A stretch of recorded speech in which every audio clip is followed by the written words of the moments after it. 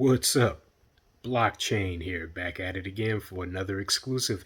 Before I start, be sure to like and subscribe this video. Please support me. I truly appreciate it, okay? We are not doing good on the numbers. I need y'all to subscribe. I need y'all engaged so that I can start putting out more content, okay? But I wanted to discuss a little bit about what's been happening with cryptocurrency lately, particularly with Shiba Inu and Ethereum, Bitcoin, and Dogecoin. A lot of it has been doing really well lately. Dogecoin has been lingering around, I would say 24 to 28 cents, which is quite well. And I still believe that Dogecoin is going to shoot up quite substantially, especially in the coming year. A lot of folks are talking about the competition between Dogecoin and Shiba Inu, which me personally, it's not really a competition. It's one of many different cryptocurrencies. Dogecoin is unique, just like Shiba Inu is unique. Dogecoin was made by accident, or not really by accident, but it was made as a joke. But Shiba Inu was made seriously. So, but if you look at the underlying data around Dogecoin, it's actually quite astounding. So I would not discount Doge. Me personally, I still have a decent amount of holdings in Doge. I really like Doge. And I do have some in Shiba Inu as well. Ethereum has been doing really well. I really, really like Ethereum, and I actually need to put some more funds in Ethereum. I can easily see Ethereum going to $50,000 to $60,000 in the next year, so if not more. But of course, finally, I wanted to speak a little bit about Bitcoin. Bitcoin has been skyrocketing. It reached its record number of about, I think, $67,000 or $68,000, which is crazy.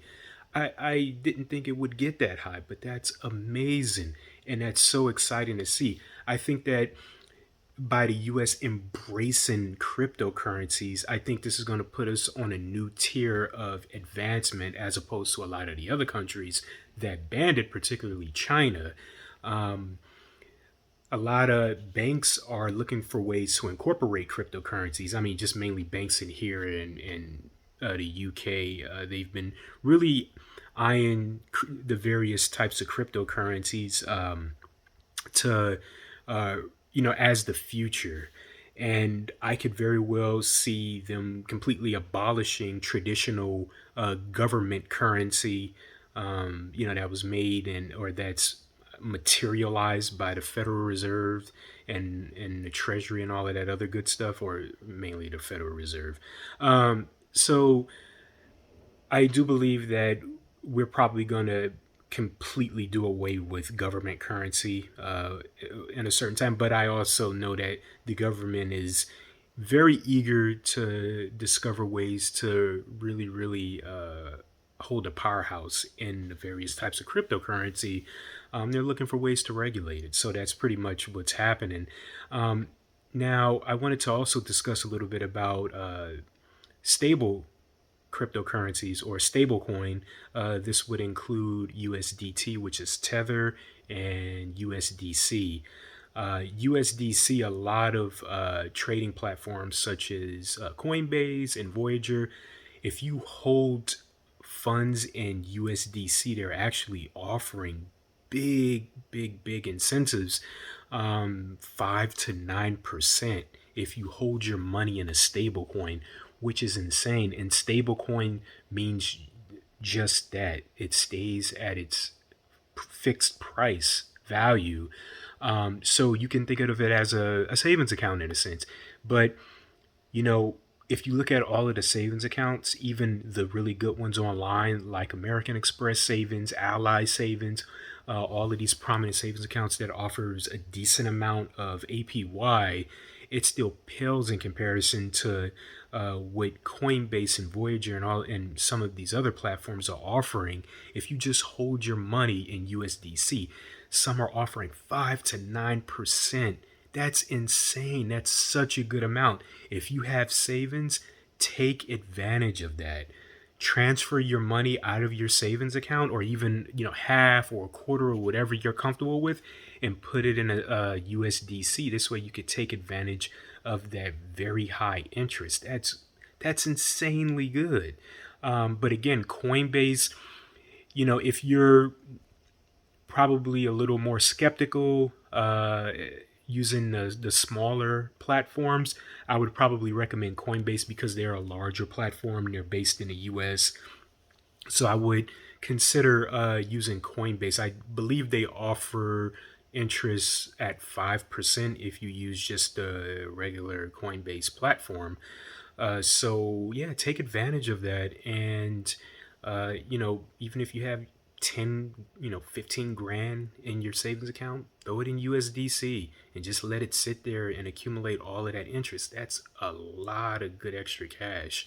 It's better than the alternative, especially if you're using these larger financial institutions such as Bank of America, Wells Fargo, Chase, Citibank. All of these banks, they're offering virtually nothing for their APY. Even if you have money in like a money market account or a certificate of deposit account or a CD account, it still pales in comparison to the interest you can earn just by holding your money in USDC.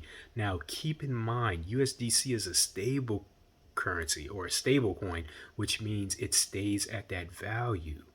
Do your research, look it up on YouTube so that you can get a better understanding of what stable coin is. Stable coin is definitely the way to go.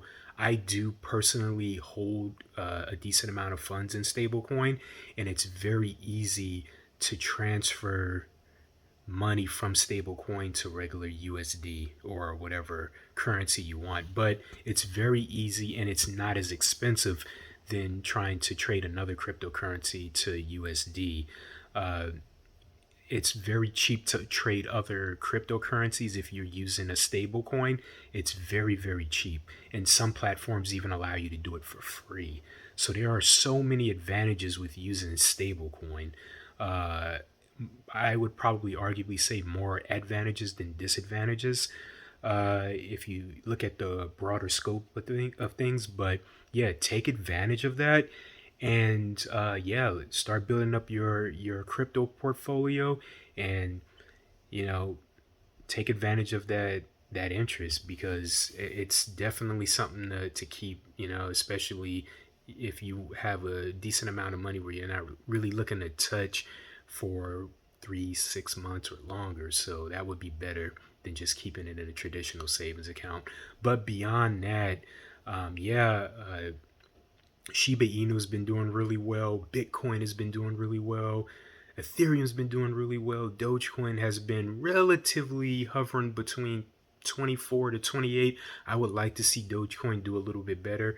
I'm still a big proponent on Dogecoin, but we'll see what happens. I still routinely put a little bit of money in Dogecoin, not too much, maybe like 20 to 30 bucks here and there, but cumulatively it adds up. So I'm still a really big fan of Dogecoin. So I'm also keeping up with a lot of the other cryptocurrencies that are doing really well too. So I'm looking into putting some cash into Neo too, because that's been performing quite well. But anyways, yeah, tell me what cryptocurrencies you've been trading in. I would love to hear from you all if you have any good pointers or good advice on good performing cryptocurrencies, or cryptocurrencies that you believe are going to do well in the future. I would love to hear about it, because this is the future, guys. This is what we're going to be all about in the future, especially as we enter 2022. So yeah, be sure to like, subscribe. I would love to hear from you all. Peace.